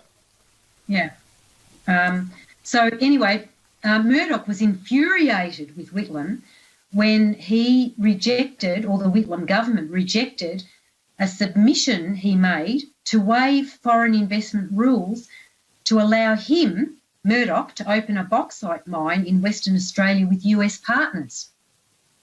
So he was trying to get favours from Whitlam to waive these foreign investment rules, kind of as a thank you for helping him get elected, right? Mm-hmm. Yes. In a declassified secret diplomatic telegram that was dated January the 20th, 1975, this is, in the same year, earlier in that year that he was dismissed, it was reported that Rupert Murdoch had issued a confidential instruction to editors of his newspapers to, and I quote, kill Whitlam. Now, he didn't mean kill him as in literally. He meant kill his chances as, bring him down as PM, right? Right. So this was about 10... Sorry? Yeah, political assassination is what he's talking about. Yeah. Now, this was about 10 months before Whitlam was actually dismissed. So the News Limited Group, which was Murdoch's newspaper group, they savaged Whitlam and they strongly backed the opposition leader, who was called Malcolm Fraser, so much so that journalists at his own newspaper, one of his own newspapers, The Australian, they took industrial action in protest against Murdoch because they'd been given this instruction. Now, apparently the Whitlam government at this time was seen as semi-legitimate at best by the Nixon administration, as well as by the CIA and ASIO, which was the Australian Security Intelligence Service, and ASIS, which was the Australian Secret Intelligence Service. They were not pleased with the left-leaning agenda, which could threaten, foreign interests in Australia. Another area that made Whitlam very unpopular with foreign governments was his stance on the Vietnam War. Now, after the US bombing of Hanoi in 1972, Whitlam discovered that the United States had used one of our bases to put its forces on nuclear war footing during the Israel-Egypt-Yom Kippur War in 1973, without informing Whitlam at all. And so Whitlam, in retaliation, questioned the advantage of having spy bases in Australia because they were bypassing, they weren't actually, they were our bases on our soil, and we weren't being informed that there was that one of our bases had been put on nuclear war footing, right? So then, well, what's the point of us having these US spy bases in Australia when we're not even kept in the loop? So sometime after that, Whitlam also discovered that the CIA had infiltrated the Australian Union movement and that ACES, which is the Australian Secret Intelligence Service, had been working with the CIA to topple the left-wing Allende government in Chile. When he found that out, he ordered... the plot thickens. Yeah. So when he found that out, he ordered ACES to stop working with the CIA, but they completely disobeyed his order and kept working with the CIA. Now, not long after that, our Attorney General, a man called Lionel Murphy, he ordered a raid on the ASIO offices, which is the Australian Secret Intelligence Organisation, after it was discovered that they were conspiring with the CIA in an effort to stop our government from making links with Yugoslavia. So this is all coming from the CIA, right? Now, that raid was the last straw, and by 1974, the Nixon administration and CIA regarded Australia as antagonistic, right? So we weren't going along with their agenda. So now, while this was all going on, there's another backstory here. Whitlam had decided to borrow $4 billion, which is a lot of money back in those days, to buy back the farm, right, and to develop our own mineral resources, try and get rid of some of these foreign interests. Now, our Treasury refused to help him, so there was a plan hatched to raise money from Arab wealth funds via intermediaries, which was a really big mistake, and this is something that helped bring their government down. Now, one of these intermediaries was a Pakistani banker called Tarath Kemlani, who actually then became an informant for the CIA against the Whitlam government. And he had been working with the Resources Minister and the Deputy Prime Minister behind Whitlam's back. Now, the problem was that our Australian Constitution required that all government borrowings were to be made through what we call the Loans Council. But these guys, they proceeded in attempting to raise the funds, bypassing the Loans Council and the Treasury. So they were trying to do a backdoor raising of funds for this buying back our farm. Mm-hmm. And they were actually questioned in Parliament about the deal, and both Rex Connor and Cairns lied, and they said that they hadn't authorised the loan, but the opposition party proved that they were lying because they'd been fed information by the CIA and the Kemlani CIA informant. So anyway, the Deputy Prime Minister and the Resources Minister were then sacked, and then Whitlam discovered that ASIO had been politicking against the government, planting leaks in the news regarding our foreign policy, and that ASIO had Labor Party figures under surveillance. So he got really pissed off about this, and he instituted a Royal Commission into intelligence agencies in 1974. Oh boy! That now the Royal Commission normally. Well, yes.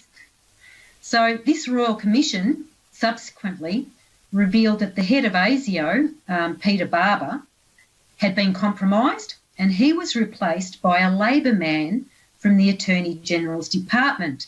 Now, normally you would put the deputy in control, right? Mm-hmm. But we instead chose to put a civilian in there because he wanted to know what they were doing. So all of a sudden, ASIO were privy to all these secrets before the US kind of found out what had happened. So Whitlam discovered that our security agencies were interfering, in all sorts of things. There was a thing about East Timor as well, which I won't go into because it's too complicated, but anyway, the head of ISIS was sacked when he was found to be compromised. Whitlam then also discovered that the freelance contractor who was in charge of establishing Pine Gap was a CIA agent. Now, his name was Richard Stallings, and Whitlam found out that the CIA had been funneling money to the opposition party to help take down his government. And also, MI16 was bugging cabinet meetings for the Americans.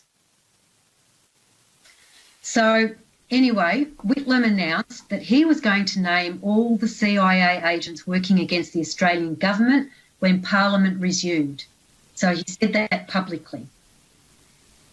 Now, during this time, Sir John Kerr, who was Australia's Governor-General, now DJ talks about him, he was communicating with our opposition leader, Malcolm Fraser, and our High Court Chief Justice, Garfield Barwick, in a conspiracy against Whitlam. Now, Sir John Kerr had links with the CIA, and it was discovered that he had become an informant along with Kemlani. And they were feeding this information to the opposition party to help bring down the Whitlam government. So to understand how the role of Sir John Kerr, you kind of need to know briefly how Australian Parliament works. So it's got two houses. There's the House of Reps and the Senate, and then you've got the Queen or the monarch sitting there as well as the third. Now, the Queen is represented through that Governor-General, who was Sir John Kerr at the time.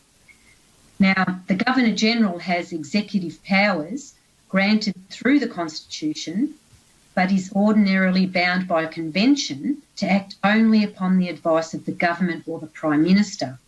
However, he can act independently against advice in exercising reserve powers. He was the only person who could dismiss Whitlam, but these powers had never been used before in Australia.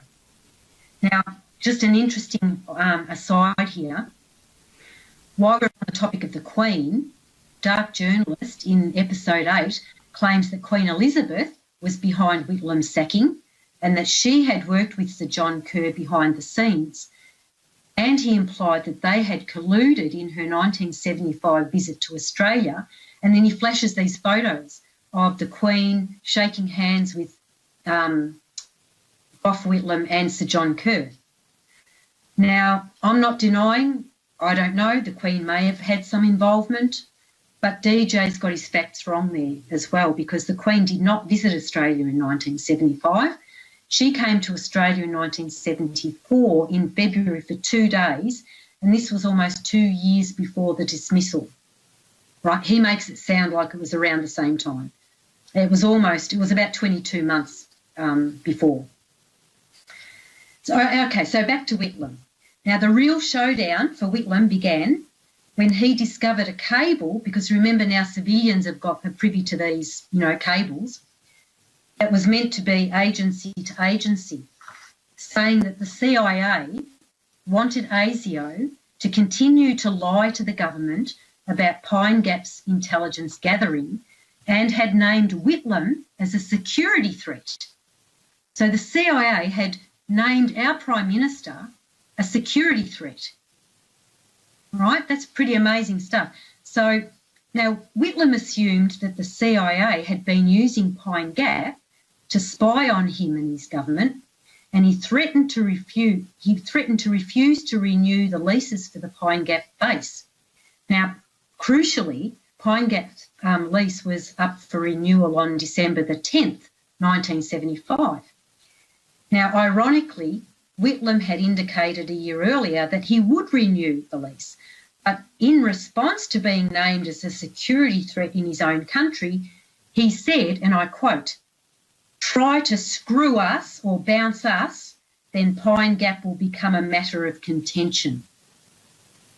Quite a great, brave man, really. Anyway. Wow, that laid it on the line, didn't it?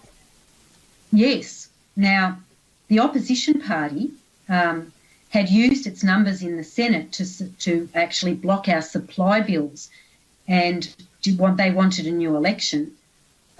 Without the passing of the supply bills, all the money would run out and it would only last till the 10th of December. So everything's getting compressed in time here. Now, the opposition, remember, they'd been having information, intelligence funneled to them by the CIA, right, to bring Whitlam down. So they'd been attempting to block supply. Now, they justified this stance because of the poor state of the economy. There was a budget blowout. Whitlam had instituted all these new programs, which I mentioned before. Australia was in recession. We had high inflation and high unemployment, as well as that the loans scandal, when they found out that, we'd been trying to get these loans through Arab wealth funds. Mm-hmm. So that justification for blocking supply. Now, Whitlam, in an effort to break the supply deadlock, went to see Sir John Kerr on November the 11th, 1975, to try and get him to agree to call a half-Senate election, hoping the Australian public would vote enough Labor people in to get to get his supply bill through. But when he went there to visit Sir John Kerr turned around and dismissed Whitlam and he commissioned the leader of the opposition, Malcolm Fraser, as caretaker Prime Minister until the election the following month. So Whitlam was dismissed the very same day he had indicated publicly that he was going to name all the CIA agents who had infiltrated government departments and his own Labor Party. And he was about to name Richard Stallings as a CIA agent and inform the House, Parliament, of CIA interference in Australian domestic and foreign affairs.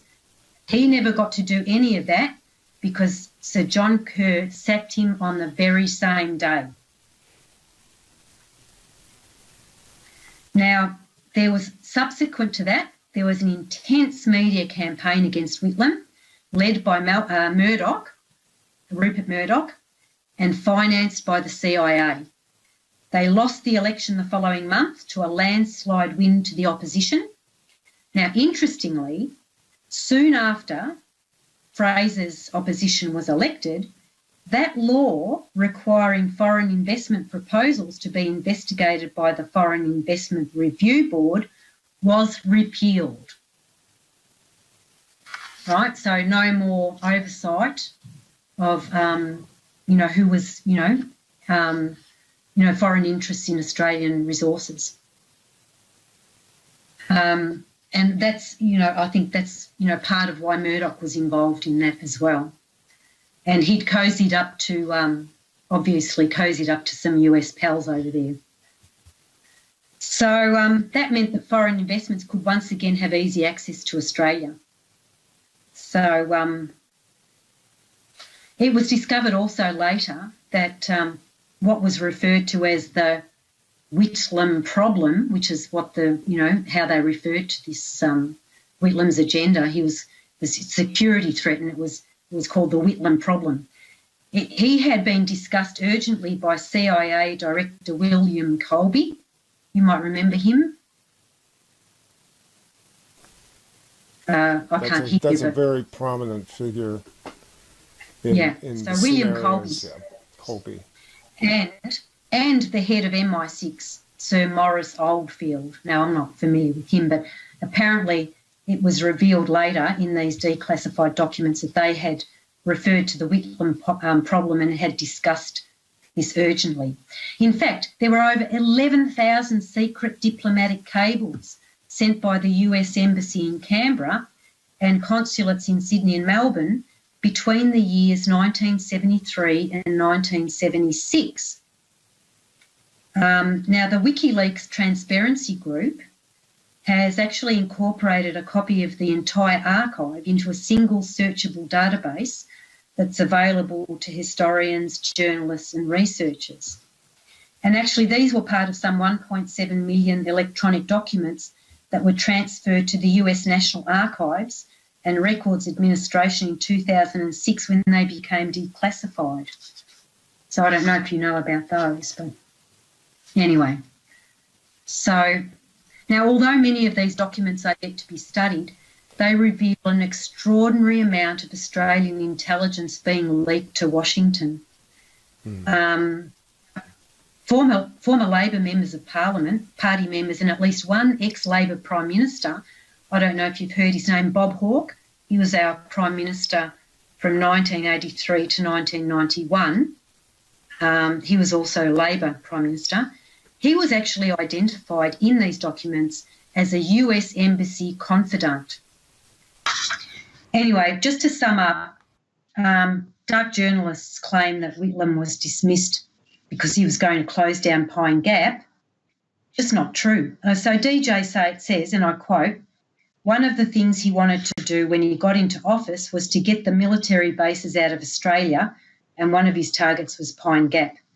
So, I mean, Whitlam was dismissed. His dismissal was brought about by the CIA's involvement in Australia's domestic and foreign affairs, which threatened British and American interests in our country.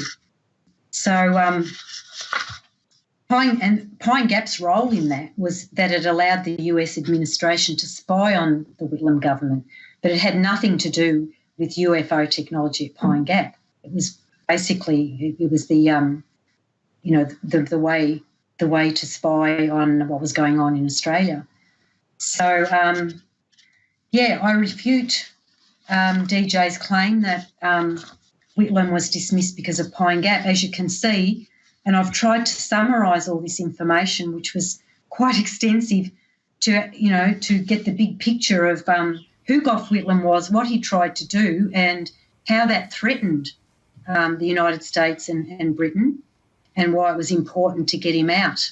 So, and Pine Gap was basically the way they got the intelligence on what he was doing, and the way to then funnel that information to the opposition, and then with the help of Murdoch, bring down the government. So one more time to just reprise this. There is no documentable proof that links UFO technology and Pine Gap directly to what happened with Wheatland's government.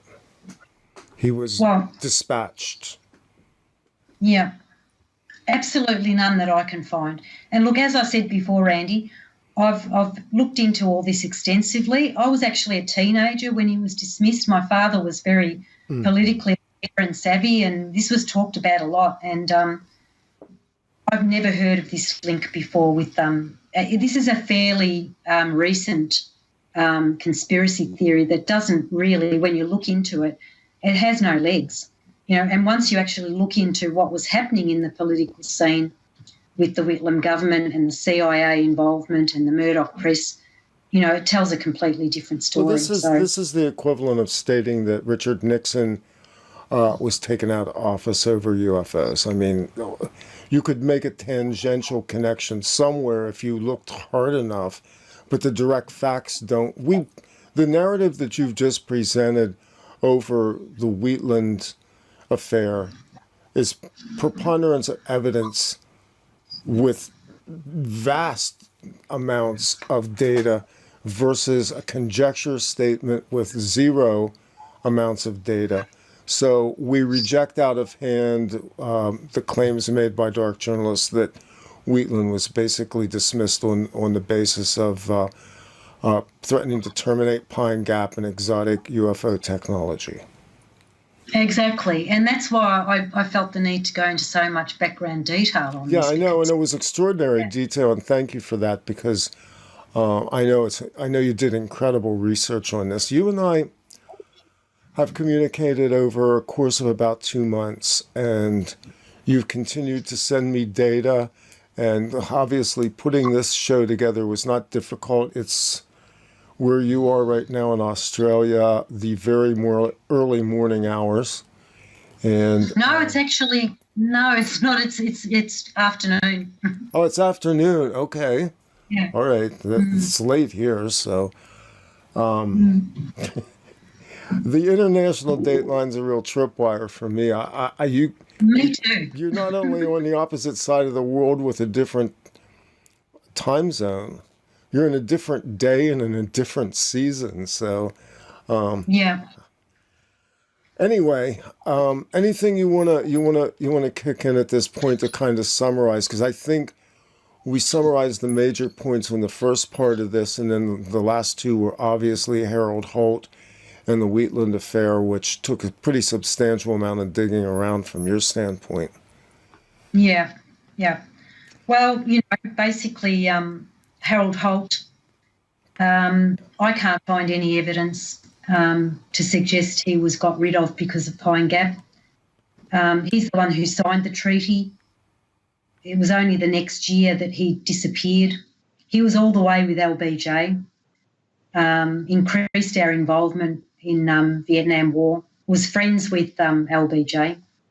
And I've just gone through the whole Whitlam scenario and, the background to that. So even though Pine Gap does get a mention, it's merely as the way they actually managed to get the intelligence to then funnel to the people to help take Whitlam down. That wasn't the reason Whitlam was taken down. He had actually the year before more or less agreed to extend the leases, but it was he was a very proud man, and he was the affront that he felt to have been called a security risk in his own country as Prime Minister of his own country by the CIA. That's why he said, listen, you muck around with us, and Pine Gap's on the drawing board. So yeah. Look, the other area too. I don't know if you want to go into this at all, but the possibility of a place in Australia, if they were doing some kind of research or into re-engineering UFOs or whatever, there is this place called Woomera, which was it's a huge. It's kind of like more like an Area 51. It's really, really remote, and it's a huge area. What is the name of the place again, Marie? Woomera. It's an Aboriginal name. It's spelled Woomera. Woomera. Okay, got it. And it's actually a major aerospace and military facility in South Australia, and it's approximately 450 kilometres northwest or 280 miles northwest of Adelaide, which is the capital of South Australia. Now, this was originally a British-Australian project, and it's the largest land-based test range in the Western world, and it's been in operation since 1946. It's a prohibited area of 47,000 square miles, or 122,000 square kilometres. This sounds much more like what we would call Area 51 or the environs of New Mexico and Arizona, where we know that we have major base operations, underground operations, and major aerospace industries in concert with military operations. That sounds much more like a candidate for the type of operations we're talking about than Pine Gap, which is not even isolated. Pine Gap. No. And again, we need to point this out. The Pine Gap is accessible to a very large population of over 25,000 people within reasonable distance. Yeah, and I actually, in 1980, with my ex-husband and ex-sister-in-law, we actually climbed one of those ranges and up one side and down the other, and we were at the perimeter fence line of Pine Gap. And we got scared away from these military kind of police-looking dudes came up on motorbikes, and we were on the outside perimeter of the fence. We could see everything just about, and they, basically harassed us, and, we got frightened and went away. But that's not an unusual story. I mean, there are a number of access points where you can, climb a range down the other side, and there you are. Yep. I'm within driving range of at least a dozen major military bases here on the east coast of the United States. And I've been on the periphery of several of them, including one that's considered to be a secured base. And any of those places where they're highly secured bases with possible underground operations, they're cordoned off for at least 10 to 15 square miles around them, even in terms of visibility. That's almost the hallmark of a truly secure, high-intensity base. Yeah. So, we're profiling here what is being conjectured about Pine Gap. And I've heard the stories about Pine Gap repeatedly over the years in doing this show. And I've always treated them as a mythology, as something that has some potential truth but doesn't really have the veracity to be on the books as gospel facts. So we just put that in the on the shelf and go, well, that's interesting, but can't really prove it.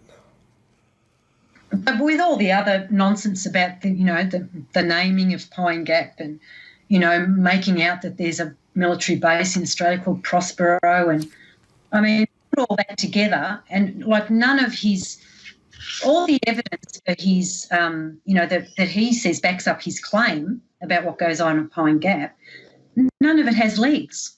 Every single bit of evidence, when you look into it, is either fabricated, pure fabrication, or cherry picking, really obscure things, that are conspiracy theories or things that have been, conjectured about or speculated on, and putting all that in, together. And then it sounds almost like a credible kind of scenario. So maybe the best way to look at this is that based on this program and all the points that have been refuted factually, which were presented as fact in the X series by dark journalists, wind up being conjecture at best and loose fables at worst, and in some cases just, frankly, really bad journalism, dark or whatever, in terms of fact-checking and due diligence in researching source documents and digging out the correct timelines and facts.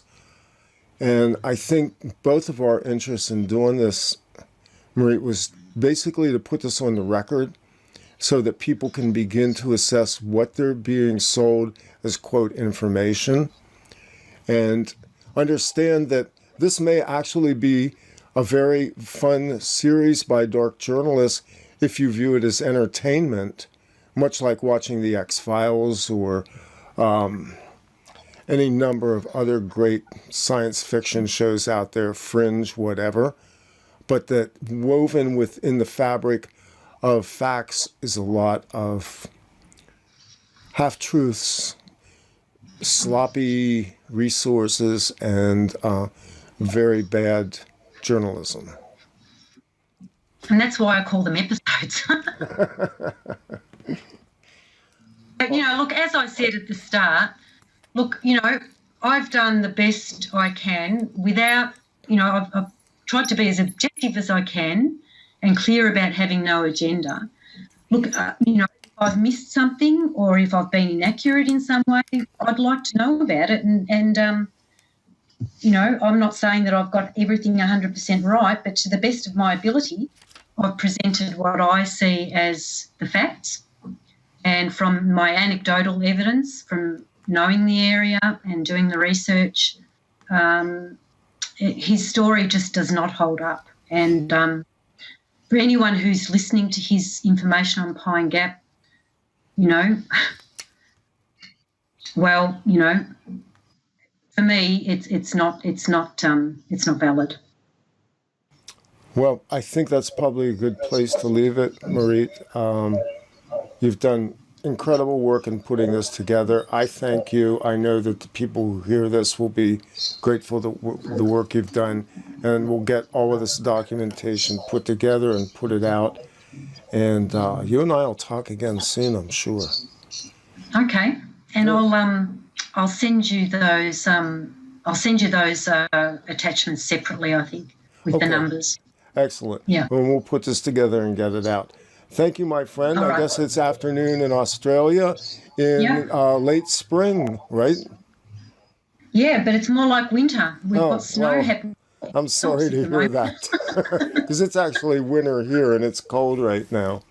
Yeah. All right, Marie, it was great talking to you. Thank you for your work. Good talking to you too. Good night. All right. Good morning. Thanks, Randy. Bye. Bye.